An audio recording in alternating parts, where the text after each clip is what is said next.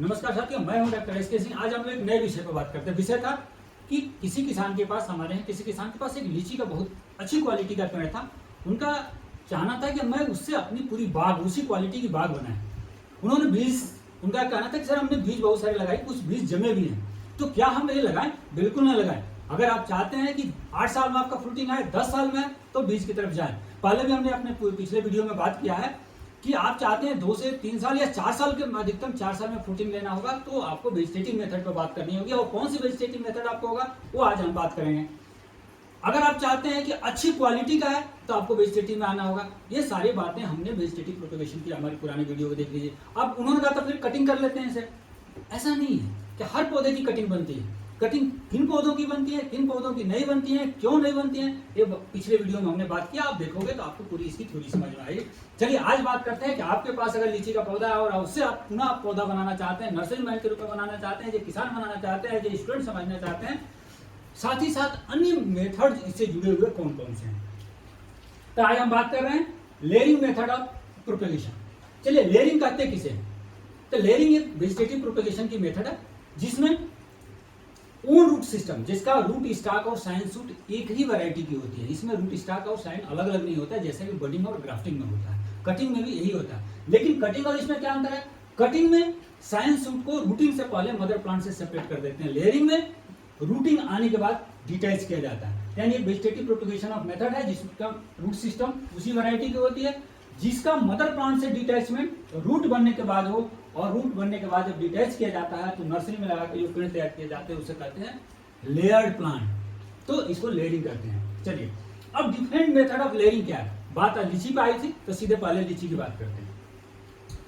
Layering, तो जो लीची आपके पास अच्छी क्वालिटी का है और उसे पेड़ बनाना चाहते हैं तो उसके लिए आपको जाना होगा ईयर लेयरिंग, या चाइनीज लेयरिंग भी कुछ लोग कहते हैं, कुछ लोग इसको मार्कोटेज लेयरिंग भी कहते हैं, कुछ लोग इसको बूटी कहते हैं। ऐसा माना जाता है कि इस मेथड का सबसे पहले उपयोग चाइना में हुआ और अभी भी होता है, तो शायद इसी नाते से चाइनीज लेयरिंग कहा गया। इसमें पौधे का प्रोपेगेशन पेड़ के ऊपर होता है, हवा में होता है, तो शायद इसी नाते से एयर लेयरिंग कहा गया। तो अलग अलग नामों से जाना जाता है, मेथड एक ही है। तो इसमें क्या करते हैं, जो लीची का पेड़ है आपको बसंत ऋतु मार्च अप्रैल के महीने में खासतौर पर प्रोपेगेशन होता है। पिछले साल की 1 ईयर ओल्ड ग्रोथ को आप छांटिए और उस टहनी को छांटने के बाद जो है उसके साइड की लीव्स को, उस टहनी के बेस की जो साइड की लीव्स है या अगर छोटी मोटी ब्रांच है उसे आप रिमूव कर दीजिए, और बेस के पास लगभग आधा से 1 इंच हिस्सा की जो टहनी है उसके छिलके को आप निकाल दीजिए। अब छिलके निकालें कैसे? आपके पास बडिंग ग्राफ्टिंग नाइफ है, आप बडिंग ग्राफ्टिंग नाइफ से 2 गोल कट मारिए, एक ऊपर और एक नीचे, बीच में एक वर्टिकल कट मारिए। वर्टिकल कट मारने के बाद धीरे आप बडिंग ग्राफ्टिंग नाइफ के पिछले हिस्से से पूरे बार को निकाल सकते हैं। जब पूरे बार से ऐसा करने से लाभ क्या?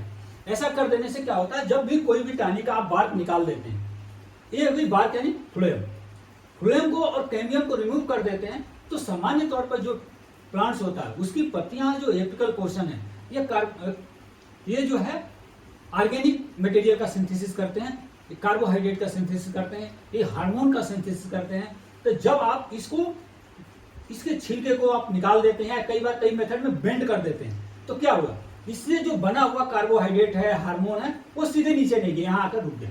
तो यहाँ पर कार्बोहाइड्रेट और हार्मोन रिच हो जाता है और इसी कारण यहाँ से रूटिंग होने लग जाती है। तो इसकी थ्योरी की हमने बात करी। जब आपने छिलका निकाल लिया, छिलका निकालने के बाद उसको आपने अच्छी तरीके से, कई बार उसको रब भी किया जाता है, गरी बैग से रब कर दिया जाता है ताकि इसमें कैम्बियम का कोई बारीक लेयर ना हो, छिलके का बारीक लेयर ना हो। अगर लेयर रह गया तो क्या होगा, रूटिंग की बजाय हीलिंग हो जाएगा।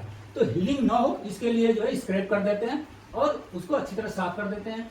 रूटिंग और अच्छा से हो इसके लिए एक्सटर्नली बाहर से बाजार में बहुत सारे हार्मोन के पाउडर उपलब्ध है, IBA का हो, नेप्थलीन एसिटिक एसिड का हो।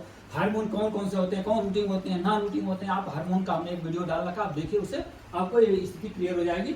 उसको हम जो कट सरफेस है, जो कट हिस्सा है, अब इधर लगाएं हार्मोन या इधर लगाएं। कई कंफ्यूजन लोगों को होता है कि हार्मोन हमें यहाँ लगाना चाहिए। देखिए ये हिस्सा मदर प्लांट से लगा हुआ है, ये हिस्सा आपका ऊपर का हिस्सा है। रूटिंग कहाँ होनी है? यहाँ से होनी है।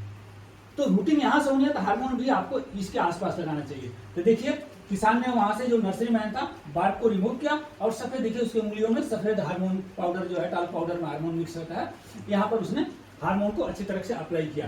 तो हार्मोन को अप्लाई करिए, देन उसके बाद हम क्या करते हैं, मास ग्रास बाजार में उपलब्ध होता है, खासतौर पर जो है पहाड़ पे मास ग्रास मिलता है, उसको मास ग्रास को पानी में डालिए, पानी वो एब्जॉर्ब कर लेता है, बहुत सॉफ्ट होता है, पानी एब्जॉर्ब कर लेता है, उसकी कैपेसिटी है, पानी को बहुत तेजी से एब्जॉर्ब करता है। फिर उसको आप निचोड़ दीजिए, निचोड़ने के बाद एक करीब 20 सेंटीमीटर बाई 20 सेंटीमीटर का सफेद पॉलीथीन 200 गेज का लीजिए और उसमें उसको रखने के बाद चारों तरफ कट सरफेस के चारों तरफ अच्छी प्रकार से लपेट दीजिए।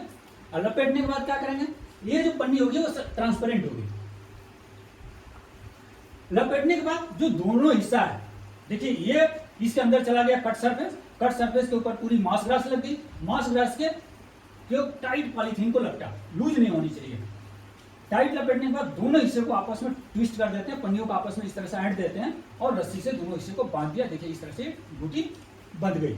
अब घूटी तो बंध गई, घूटी बंधने के बाद इसमें नमी, आपको बाहर से कोई पानी नहीं डालना, इतनी नमी रहती है, जब भी बारिश होगी वो नमी अब्जॉर्ब कर लेता है। धीरे धीरे 2 से 3 महीने बाद इस तरह से रूट्स बनने लग जाते हैं। देखिए पूरी बूटी पर रूट्स बने हुए हैं और ये आपको खोल बार बार नहीं देखना है कि पन्नी खोल देखना है। ट्रांसपेरेंट जो पन्नी है, पारदर्शी पन्नी है, उसकी विशेषता जैसे रूट्स आएगी पूरी पन्नी से दिखने लगेगी, सफेद सफेद धागे दिखने लगेंगे। जब सफेद धागे भर जाए तो समझ लीजिए कि रूटिंग हो गई है।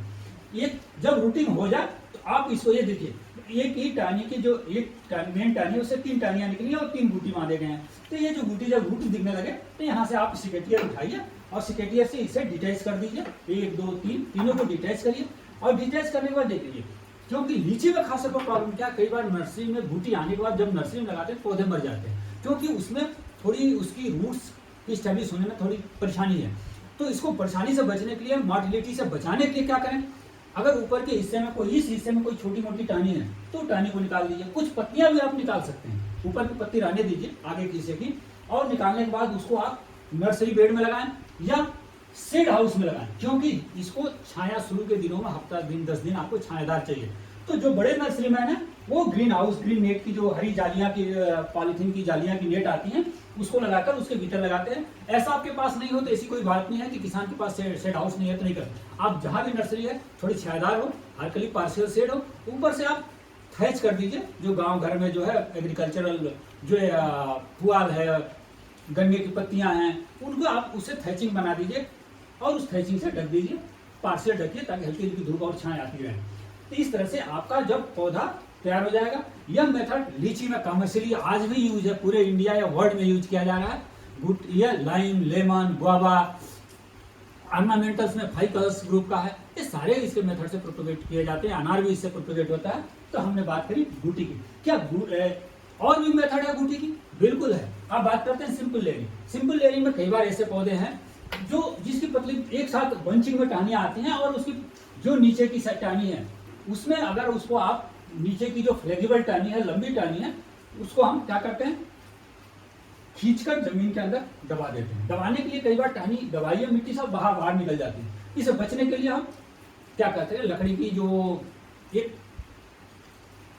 क्या खूटी देहाती बात है, गांव के भाषा में खूटी कहते हैं, तो लकड़ी की खूटी से भी उसे रोक सकते हैं। लोहे की आप कोई सपोर्ट लगा, पेग लगा सकते हो और रोक दीजिए। तो क्या हुआ, अब ग्रोइंग टिप को बाहर निकाल लीजिए। तो जैसे मिट्टी के भीतर जाएगा, आफ्टर 1 to 2 मंथ धीरे धीरे इसकी जो क्लोरोफिल गायब हो जाएगी, टोलिएट हो जाएगा और यहाँ के नोड से रूटिंग होने लगेगी। जब पर्याप्त रूटिंग हो जाए तो फिर आप सिकेटिया से मदर प्लांट से इसको डिटैच करिए और रूटेड प्लांट तैयार हो गया। तो इस तरह से लेयर प्लांट का आप यूज कर सकते हैं। इसको कहते हैं सिंपल लेयरिंग। ये देखिए सिंपल लेयरिंग है, रूटिंग टेक्नोलॉजी सेपरेट। अब आया कंपाउंड लेयरिंग। सिंपल लेयरिंग और कंपाउंड लेयरिंग में एक ही 2 बेसिक डिफरेंस है। मेथड वही है, आप इसमें उन्हीं पौधे में होता है जिसमें फ्लेक्सिबल ब्रांचेज हो, लंबी ब्रांचेज हो, सिंपल लेयरिंग से ज्यादा लंबी ब्रांच हो और इसमें एक से ज्यादा जमीन में दबाई जाती है। वहां पर एक ही बार दबाया तो एक पौधे बना। यहाँ जितने बार ब्रांचेज, अगर आपकी ब्रांच लंबी है तो कई बार दबा सकते हैं, तो जितने बार मिट्टी में दबा उतने पौधे बनते हैं। तो देखिए यहाँ 1 2 3 बार दबा तो 3 पौधे इससे बनेंगे।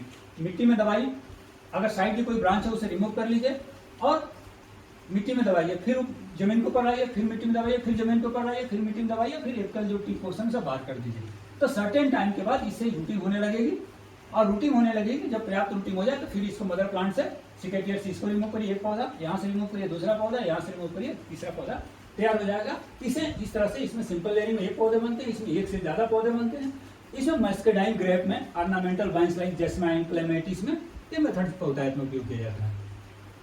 माउंट लेयरिंग, ये खासतौर पर जो क्लोनर रूट स्टॉक्स हैं एप्पल के और पियर के, उसमें ये माउंट लेयरिंग का उपयोग होता है। इसमें विंटर्स में क्या करते हैं, मदर प्लांट को जमीन से जो है 1 से 2 इंच ऊंचाई पर काट देते हैं विंटर्स में, जब पौधा डॉर्मेंट होता है। जैसे ग्रोइंग सीजन आता है तो इसे साइड से जो ये जमीन के ऊपर का हिस्सा है स्टेम का, इसके साइड बर्ड से शूटिंग होने लगती है। और जब ये शूटिंग होने लगती है तब इस पर मिट्टी धीरे धीरे मिट्टी से, ये मिट्टी ध्यान रखिए कि मिट्टी हल्की होनी चाहिए, बहुत हेवी मिट्टी ना हो। अगर लगता है आपकी नर्सरी की, आपके खेत की मिट्टी हैवी है तो उसमें आप साडस्ट मिक्स कर सकते हो और उसको लाइट कर सकते हो। तो ये जैसे जैसे सूट ग्रो करेगी 2 से 3 बार में 15 से 20 सेंटीमीटर का माउंड बना दें। देखिए इसका नाम ही माउंड लेयरिंग है, तो उसको माउंड ढेर बना देते हैं। जैसे जैसे मिट्टी का ढेर बना दिया आपने, 15 से 20 सेंटीमीटर मिट्टी का ढेर हो गया, तो देखेंगे कि अगले ग्रोइंग सीजन के दौरान ही इसमें जो है जो ढेर, मिट्टी के ढेर के नीचे का टहनी का हिस्सा है उसे धीरे धीरे जड़ निकलने लगेगा। और जब पर्याप्त जड़ निकल जाए तो अपने मिट्टी हटा कर देख भी सकते हैं। फिर धीरे से आप सिकटिया से इसको काट कर सेपरेट करिए तो 3 पौधे बन जाएंगे। तो इस तरह से आप माउंड लेयरिंग, आप देखिए नाम से भी आप मेथड को याद रखना है, स्टूडेंट याद है। तो जब मिट्टी का ढेर बनाकर प्रोपेगेशन करें तो माउंड लेयरिंग होती है। इसको stool like structure 3 stool 4 stool बन जाते हैं तो इस स्टूल लेयरिंग भी कहते हैं। पहले एयर लेयरिंग मतलब जो हवा में हो, चाइना में बना तो चाइनीज लेयरिंग। अब अगला सिंपल लेयरिंग, अब कंपाउंड लेयरिंग। जब एक से ज्यादा हो, एक हो तो सिंपल लेयरिंग, एक से ज्यादा हो तो कंपाउंड लेयरिंग। माउंट लेयरिंग की बात हमने कर लिया। अब इसमें clone root start of apple, pear, quince, guava में भी इस मेथड का उपयोग किया जाता है। और ट्रेंच लेयरिंग, जब किसी पौधे के प्रोपेगेशन के लिए किसी नाली में सुला दिया जाए, यानी गड्ढे में किया जाए, गड्ढे को इंग्लिश में ट्रेंच कहते हैं, तो उसे कहते हैं ट्रेंच लेयरिंग। तो ट्रेंच लेयरिंग या कंटिन्यूअस लेयरिंग मतलब पूरे का पूरे कंटिन्यूअसली पेड़ को लेटा दिया आपने। इसमें क्या करते हैं, मदर प्लांट को डॉर्मेंट सीजन में जो मदर प्लांट्स को सीधा, पहले हम सामान्य तौर पर पेड़ को कैसे लगाते हैं, ऐसे लगाते हैं। तो क्या हुआ, ये 90 डिग्री पर है। इसमें क्या करते हैं, 90 डिग्री पर नहीं लगाते, पौधे को ट्रेंच, जहां पर हम नाली बनाएंगे, ट्रेंच बनाएंगे, देखिए ये ट्रेंच है, ये ट्रेंच है। तो पौधे को ट्रेंच से पहले लगभग 30 to 45 डिग्री यानी तिरछा लेटा, मतलब आगे लेटे हुए पेड़ को ट्रांसप्लांट करते हैं। 1 साल में पौधा स्टेब्लिश हो जाता है तो कमिंग विंटर में क्या करते हैं, धीरे पौधे को फिर किसी खूंटी की सहायता से, पेड़ की सहायता से उस गड्ढे में पूरा ही लेटा देते हैं, थोड़ी एपिकल पोर्शन को बाहर निकाल देते हैं टहनी की। जब जमीन में इसको पूरा लेटा दिया तो आप धीरे धीरे इसके ऊपर मिट्टी डाल दीजिए, मिट्टी से ढकिए। मिट्टी से जैसे ढकते हैं, आफ्टर सर्टेन टाइम देखेंगे कि सारे जो नई टहनी का नीचे का हिस्सा है वहां इटोलिएशन हो जाएगा, यानी क्लोरोफिल का सिंथेसिस नहीं होगा और वहां पर रूट्स निकलने लगे। इस तरह से जो रूट्स निकल गए, अगले जो डॉर्मेंट सीजन में आप सारे को सिकेटिया से सेपरेट करिए और इतने पौधे तैयार हो जाएंगे। तो इसका भी एप्पल, पीयर, वाइन्स, बहुत सारे वाइन्स में इस मेथड का उपयोग किया जाता है। टिप लेयरिंग खासतौर पर जो है ब्लैकबेरी, रसबेरी, गूजबेरी वगैरह में उपयोग होता है, यानी पौधे के सीधे टिप हिस्से को मिट्टी में दबा देते हैं और चूंकि जो हिस्सा बेंड करके मिट्टी में दब जाता है वहां से रूटिंग हो जाती है और ऊपर का टिप वाला हिस्सा आगे ग्रो करके सूट बना लेता है, फिर यहाँ से सेपरेट कर देते हैं। तो ये भी एक तरह का सिंपल मेथड ही जैसा है टिप लेयरिंग, लेकिन सिंपल मेथड में मैच्योर्ड सूट करते हैं, इसमें ग्रोइंग टिप करते हैं।